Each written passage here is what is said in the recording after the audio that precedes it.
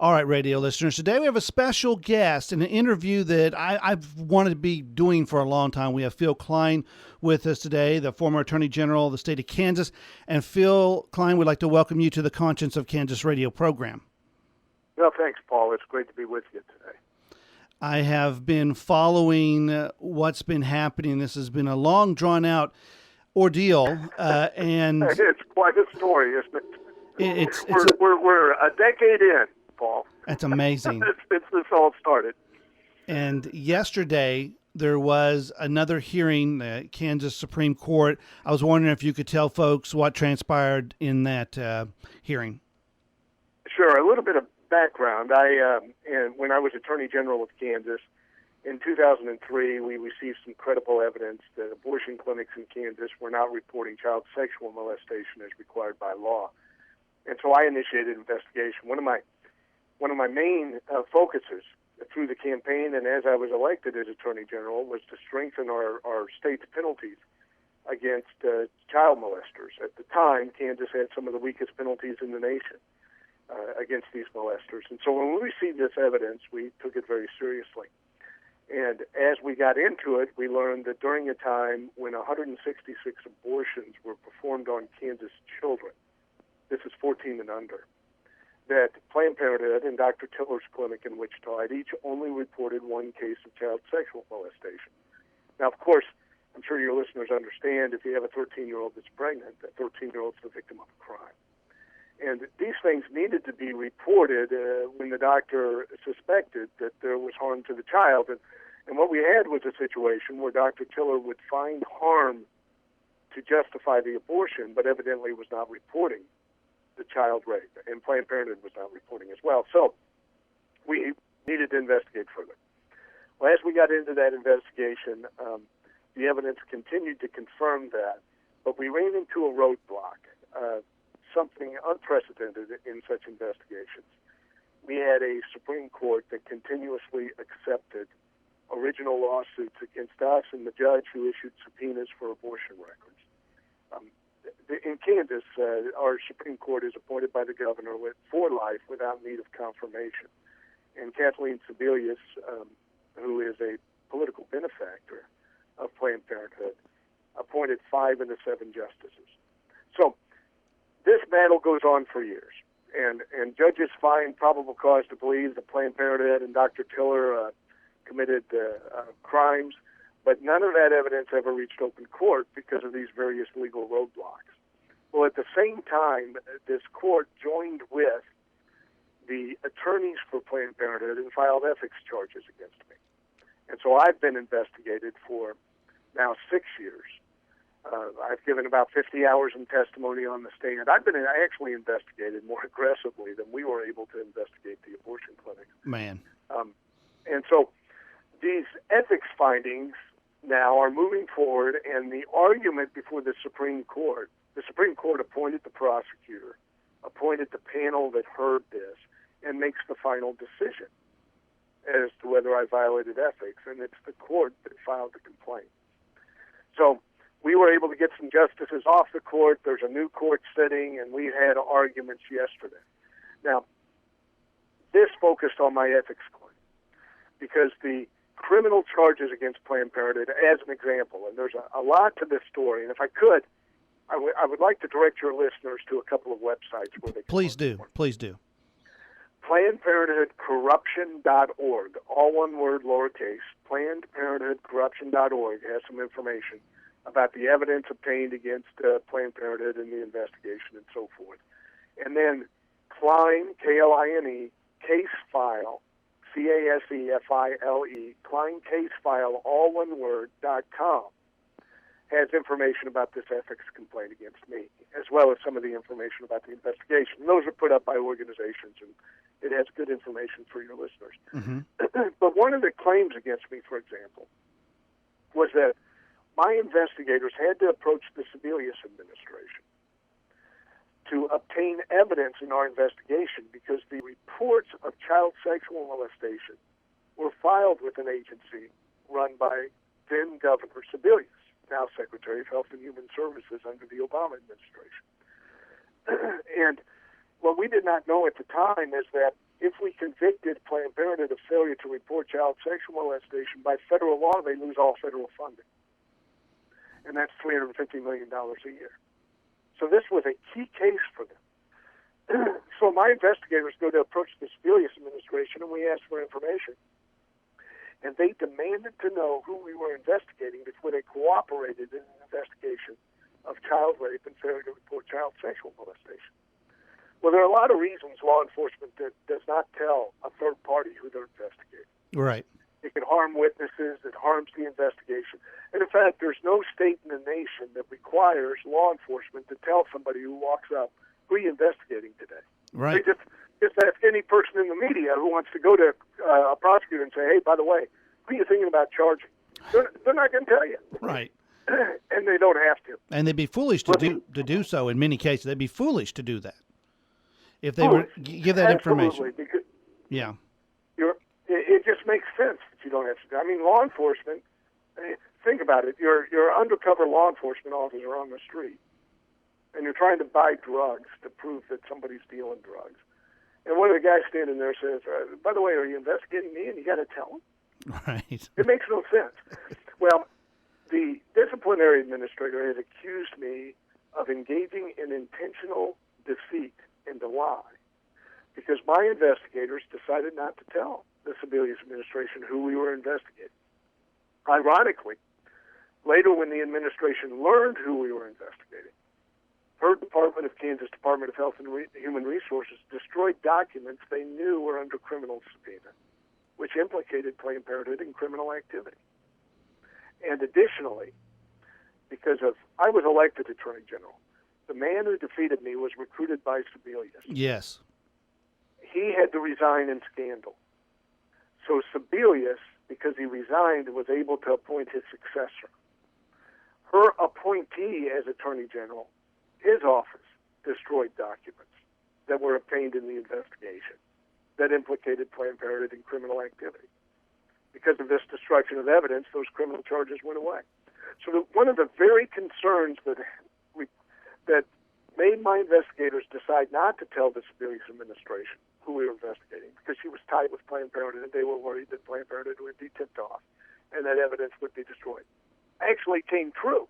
Mm-hmm. Yet I am facing now an ethics complaint in which they're trying to take my law license because my investigators held back that information from a third-party witness. So that's kind of what I'm dealing with. Now, there was a development in the courtroom that we're just learning about. One of the court clerks, and a clerk for one of the justices who's not on my case but is in the building there, was tweeting during the oral arguments that took place. And her tweets infer inside information that she knows what's going to happen to me and are defamatory. They blame me for Dr. Tiller's murder, for example, and are obscene in what they call me. And this is concerning because the clerks, their role is to do the legal research, to check the testimony and tell the judges what the testimony actually says, and to provide really the first drafts of opinions. And that this type of bias would be represented in the tweets and inferences that the case had been already decided. Let me stop you right there, Phil, to make sure that radio listeners get this clearly, and that I do too. So what you're saying is that the clerk is tweeting basically before the outcome is completed in the hearing that the fix is already in. This is the outcome. It's already been decided, and we're just kind of going, in effect, we're kind of going through the motions on something that's already been settled even before you're done with the actual deliberations and hearings and all that. Yeah, that's the inferences from her tweets. And I want to be clear about this. This is not the judges doing this. Mm-hmm. And actually, the oral argument was handled well. They demonstrated some knowledge and asked good questions. But this is one of the clerks, and the judges have a full load. And here's what happens. This is a lawyer. The clerk is a lawyer who works for the court. Mm-hmm. And what the clerk does is the judges get all these briefs, they read them, and they say, look, this brief over here says that this testimony proves this. You go check out the actual testimony and tell me whether that's accurate. So the judges rely on these clerks a lot to understand what the actual evidence is, and then the clerks do the legal research. And the legal research, and as well as draft the initial opinions. So when you have a court clerk believing that she is in a culture where she can live tweet such bias and lack of objectivity, that's concerning about the culture within that courthouse. And so my lawyers are looking at it, trying to figure out what to do about it. But this just came out last night, and that information is coming forward now. There are a lot of people out there in radio land, and I'm one of them, Phill, that thinks that not only have you gotten the shaft, but that you're involved in, there's a witch hunt basically to destroy you. And it's out there to send a message to future attorney generals in other states that, hey, don't go down this road. Don't go down this road and prosecute criminals that may have money, may have backing, may have political ties, may happen to have affiliations with other political people that have a different ideology, like in this case, the Tiller-Sebelius cabal there. And, it seems to me, are we going to get justice in this, or are they going to set this precedent where nobody ever in Kansas will try to do the job that you did, your job? Well, it's interesting. I am a plaque on Planned Parenthood's wall. In 2006, Planned Parenthood published on the internet and sent out a news release naming their 15 domestic terrorists in the United States, and it included folks like Father Frank Pavone and Dobson and Justice Scalia on the Supreme Court. Right. But I was on there as well. And the interesting thing about that is I was the only elected official. There was not a U.S. Senator, a U.S. House member. The President of the United States was not on there. And that's because they realized one of the weaknesses that we've had in the pro-life movement, we've passed all kinds of good laws, but we've never enforced them. Right. Yeah. And a prosecutor doesn't have to get votes to pass a bill. We don't have to appear before a committee. All we need to do is decide to do the right thing. Mm-hmm. And they're vulnerable to our efforts to enforce the law. So they had to take me out. And now they show me as a trophy. And it's real interesting because after my investigation started in 2006, two other attorneys general started their own investigation.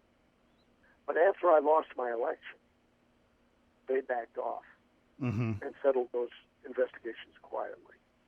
So that's what works, to say, look, Mr. Attorney General or Mr. Local Prosecutor, you want to be successful politically someday. Well, let me introduce you to Phill Kline, who used to be an elected official, and then think twice about dealing with us. But Planned Parenthood is a billion-dollar corporation. 1/3 of their revenues come from government. They cannot afford to lose any criminal case, any. And so they fight all out. It's interesting. I haven't read the book yet, but it doesn't surprise me. There's a book written by the woman who used to be on the board of the Coleman Foundation, who wanted to defund Planned Parenthood from a grant. It's called Planned Bullyhood. And it talks about how they came after her for her position on this when it only amounted to like 0.1% of their revenue. And here we're dealing with 1/3 of their revenue. And they've got to destroy the person that's a threat. And that's how they play the game. Well, that's certainly how this one has been played. Phill, I'm a former Kansas police chief, and I dealt with cases involving sexual predators, those that would have sexual relations with children, very similar to some of the cases that you were dealing with. And when I was reading through, and I want to tell you, the folks at Renew America send their best wishes and prayers to you today. Thank you. Yeah, and we chronicled some of the things in the past through your writings there.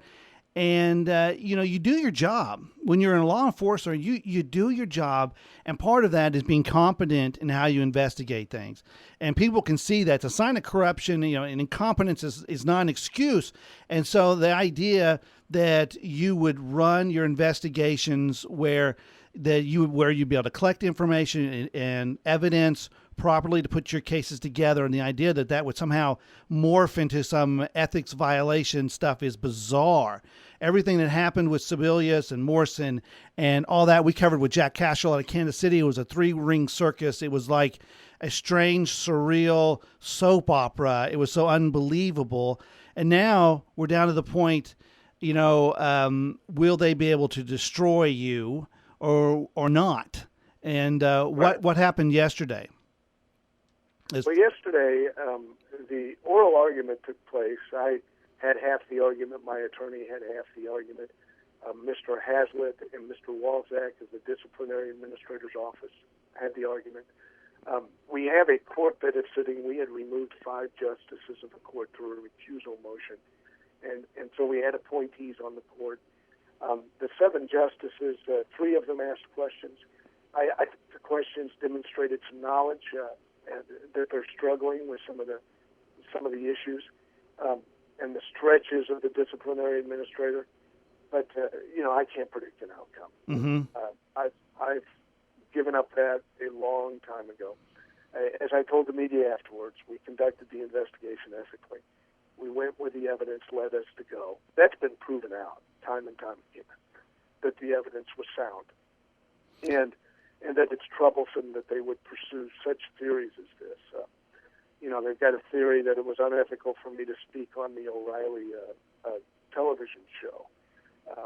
They originally, as they filed their charges, said my personal pro-life beliefs were an unethical conflict of interest in investigating the abortion clinics. And I got to tell you, just as you are, and if you don't mind, I'll call you Chief, in deference to your former law enforcement involvement, which I have great respect for. I was anti-murder, and I prosecuted murderers. I'm anti-rape, and we prosecuted rapists. That's such a bizarre claim that my personal beliefs are unethical because I'm pro-life, that it's frightening. Well, I can't even wrap my mind around it. I hold the people that are in office, whether they're sheriffs or they're chiefs of police, whether they're the attorney general, I hold them to a high standard here in Kansas. I think people do as well. They want people that are competent, that have good values, and that will do their job, the job that they say they're going to do when they vie for those positions. And you did. You delivered. And I think the majority of people in this state know that. And I think it's as important to document the tragedy that's befallen you for a decade, so people don't forget what's happening. I know the guy that's filling your old position now. He's down there close to where I was a chief of police, and I look at these guys and I say, and the ones that will come in the future, I hold them to your position and what you did. Can someone feel that position and do it as honorably and as professionally? And I think that's really what they're trying to quash. Yeah, they want to punish you. They want to try to destroy you and hold you out there. But I think it is really looking to the future. If you're going to have another attorney general in the state of Kansas that wants to deal with the issue enforcing the laws when it comes to issues like this, you better tread softly or we'll destroy you. And if that happens and they're able to do that, then, what is so magical about the state of Kansas is lost, and all the states are watching what's happening here. So it has ramifications out of the state of Kansas. Well, I appreciate your kind words and encouragement, and I think your analysis is correct. This was the first investigation of Planned Parenthood ever. This was the first criminal charging of Planned Parenthood ever. And before those charges were filed, I had to present them to a judge who held a 2-day hearing and found probable cause to believe that Planned Parenthood committed the crimes. And they can't allow that to stand. Well, yeah. And they can't allow it to happen again. So I think you're right, Paul. Well, they were dirty, and Tiller was dirty, and the things that you uncovered, people would call in and say, "Really, really, send me the links, let me see the stuff." They're just hard to believe. People that had never heard some of the justifications Tiller was using to do these late-term abortions, to do these abortions on these young ladies that were ruining their lives, and really being deceived themselves. It was just unbelievable. And now they want to try to destroy you for that. Phill Kline, I want to thank you so much for coming on today. I thank your wife for visiting with you. I want to thank Earl Glenn from Kansas Watchdog for helping set up the interview. I'd love to have you back on in the future, and I'd love to talk to your other representation and get stuff out there. Do you have any parting thoughts before we sign off with you today? Well, I just appreciate the opportunity to speak with you, Paul. And I've learned this in my life: the truth prevails with time. Well, and God's in control. Yeah. God's in control of the whole plan. I got to admit, sometimes I don't understand what God's plan is. And I think, how can this be in a just world? But good does prevail. And I think, you'll survive this and move on. And we will not forget what you did here and the service that you did on the right side here in the state of Kansas. Phill Kline, I just want to thank you so much for coming on and speaking to the folks here on the Conscience of Kansas radio program.